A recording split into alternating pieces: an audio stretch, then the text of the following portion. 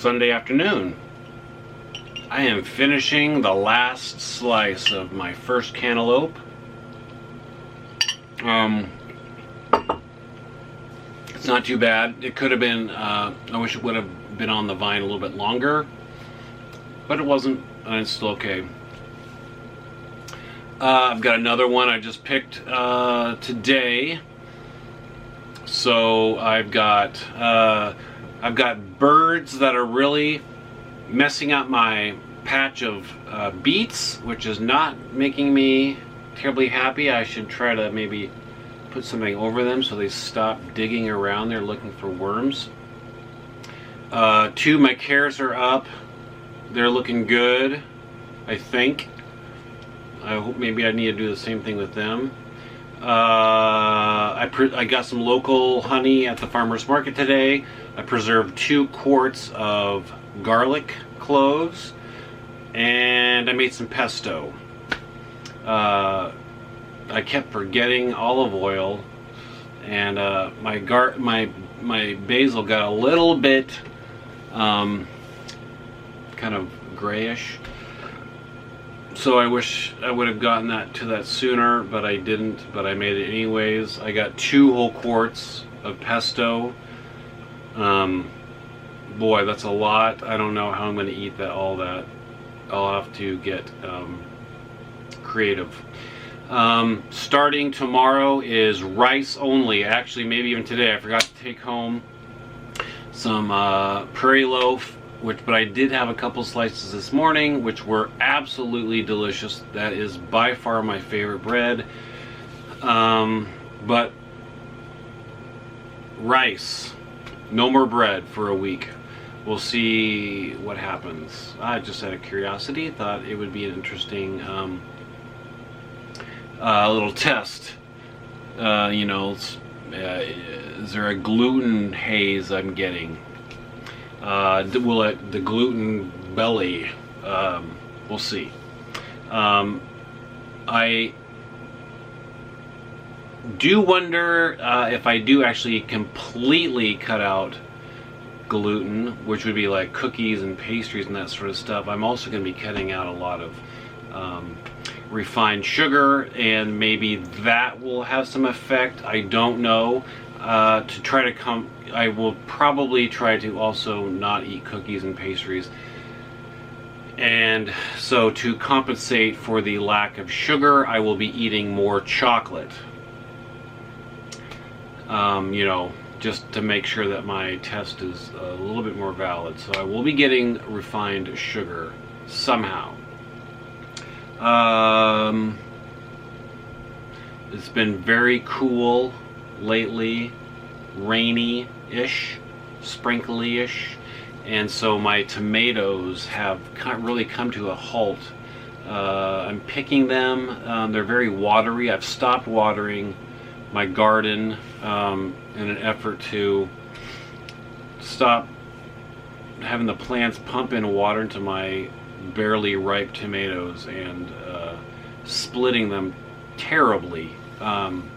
So I'm trying to get some more concentrated flavor in them. That was like the #1 reason why I feel like they are not as flavorful as they could be. I've been overwatering them. I probably all this last month, because I did a taste test with one of my tomatoes, same plants. Some went back to the farm and some stayed here, and side by side, the ones at the farm were far more flavorful. Maybe it's the watering, maybe it's the soil, but for sure the watering. Like, my sauces have been so juicy, so watery. I mean, I know that's definitely one of the issues with my tomatoes. And came in the mail, new kombucha bottles.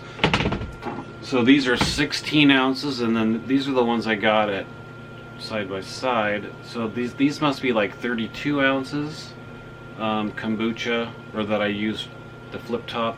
Those are TJ Maxx. this is probably a little bit more user friendly. However, I've been drinking quite a bit, so I mean, like this really doesn't take me that long to drink. The problem is that fitting this into my fridge here in the tiny house was a little bit of a problem. I had to rearrange some shelves so it would fit. These, however, will fit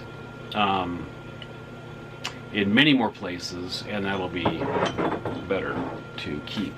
I am noticing that my kombucha now, since the temperatures have been cooler in my tiny house, which is much more, changes a lot more with the outside temperature.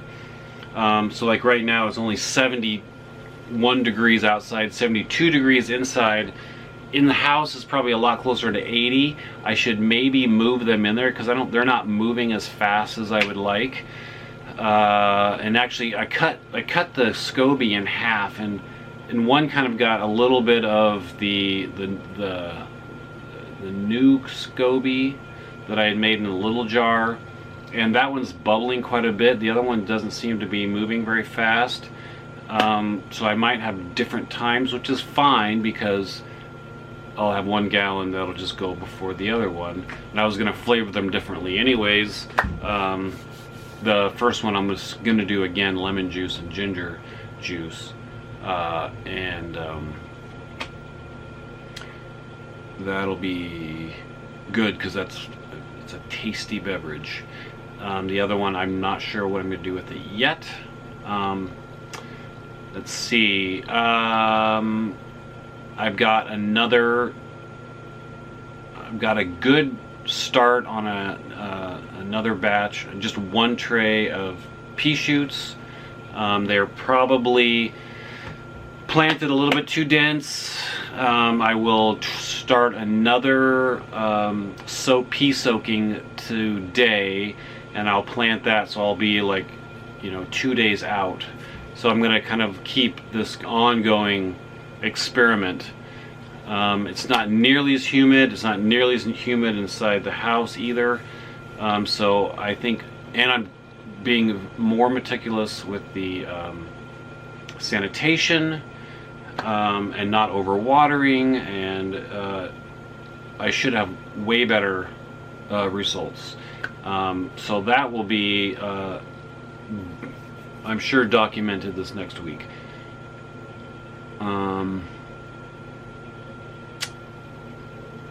And I think that's going to do it. I'm sure I have some previous videos. I don't know what they are, like usual, but they will just follow. Okay, Thursday afternoon. Boy, am I going to be glad when I don't have to wake up in the PM to go to work. Did that last night. Have to do it again tonight. Don't like it.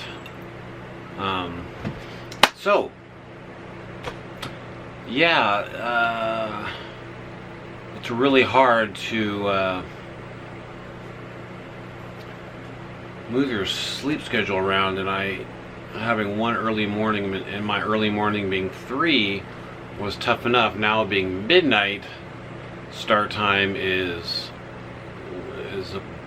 really difficult, especially when you're not used to it. Maybe it would have been easier. I don't know if it was easier before because I was younger, or because it was easier before because I was used to it.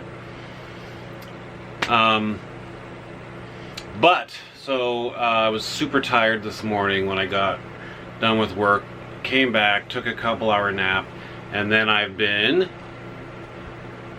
got registration for my truck. I got my license, driver's license address changed. I bought tea for kombucha, and I made 2 gallons. This time I did black tea. It's supposed to be traditionally it's black tea. The first one was green tea, and I decided let's go traditional. So that's going to go for 7 days, let's say, ish. And then I'm going to flavor it again, but this time I'm going to flavor it with juice ginger. I'm gonna juice some ginger. I'm just gonna go straight from first fermentation in the bulk, then I'm gonna add my juices, and then I'm going to bottle it and be done. I'm not gonna like have this secondary flavoring bulk fermentation. And I'm gonna have to add more some more sugar. Maybe I will forget this whole apple juice thing, because I tried to pour a little bit of apple juice in a gallon and then pour it in the bottles. Well, I got some flip top bottles, and I don't think there's gonna be any bubblies in that, so I didn't add enough sugar. This time I will be more precise. I will do it more like a beer style, where I will actually just put actual sugar in, stir it into the bulk, and then bottle it and be good to go.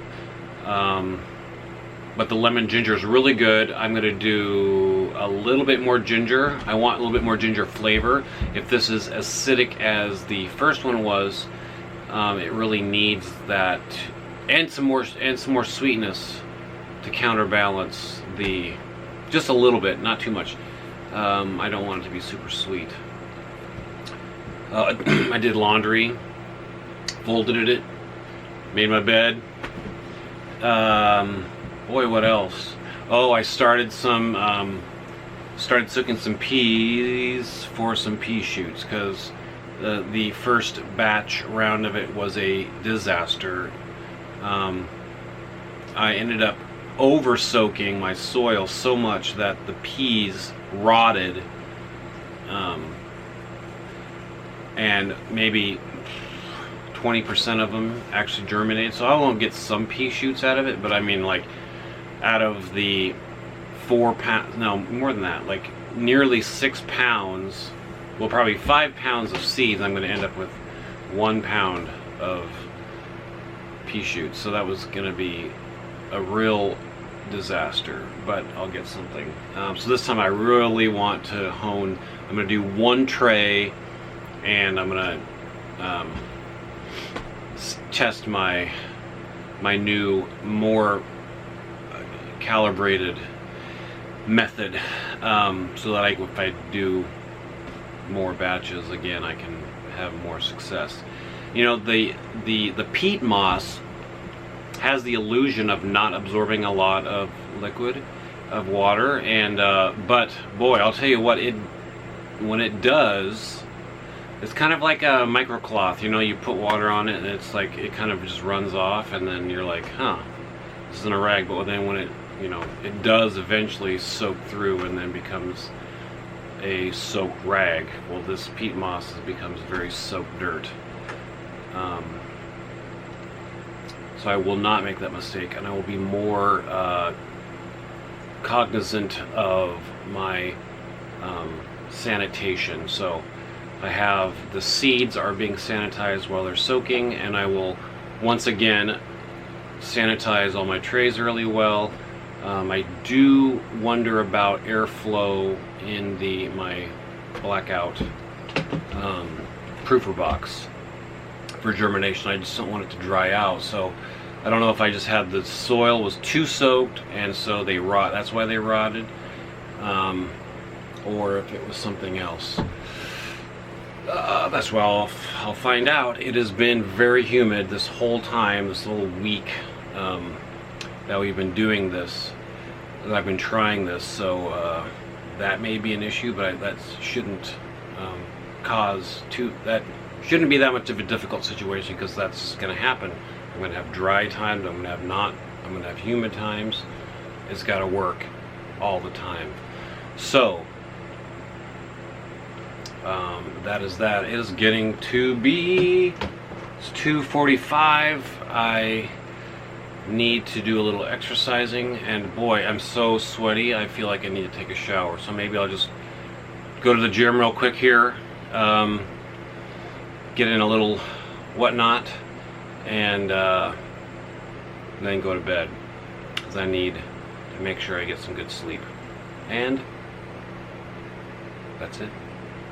I'm gonna try to talk faster.